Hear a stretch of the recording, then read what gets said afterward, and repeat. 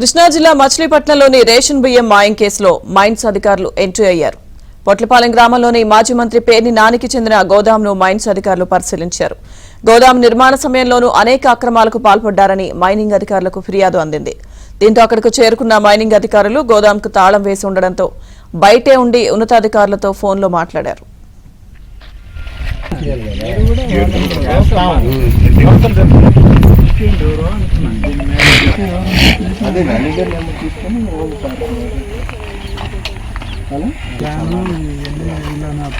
Lady ఎవరు వస్తుంది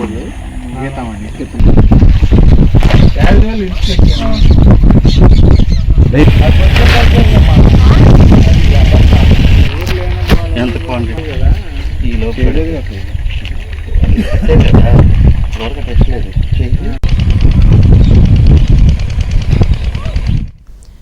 కృష్ణా జిల్లా మచిలీపట్నంలోని రేషన్ బియ్యం మాయం కేసులో మైన్స్ అధికారులు ఎంట్రీ ఇచ్చారు. పూర్తి సమాచారం మా ప్రతినిధి ప్రసాద్ అందిస్తారు. ప్రసాద్, లక్ష్మీదుర్గ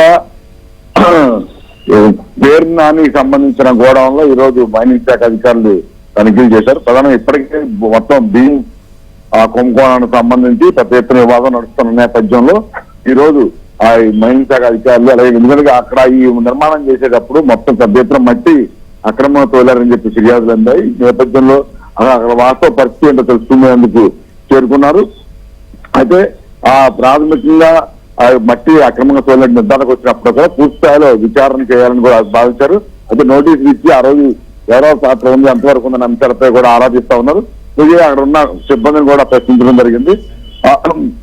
ఈ మొత్తం వ్యవహారాలకు సంబంధించి ఈ మట్టి కుంభకోణానికి సంబంధించి ఎవరెవరు ఎక్కడి నుంచి తరలిచ్చారు, ఎంతవరకు తరలిచ్చారు, ఆ సమయంలో ఎవరెవరు అనుమతులు ఉన్నాయా లేవా, మొత్తం కేవలం పేరు నాని మౌఖిక ఆదేశాలతో తరలించిన అంశాలతో కూడా స్పష్టత వచ్చిన నేపథ్యంలో పూర్తి స్థాయిలో ఆధారాలు సేకరించే పనులు పడ్డారు. త్వరలో దీనిపై కూడా పూర్తి స్థాయిలో విచారణ చేసి ఒక నివేదిక సిద్ధం చేసి ప్రభుత్వానికి ఇవ్వనున్నారు.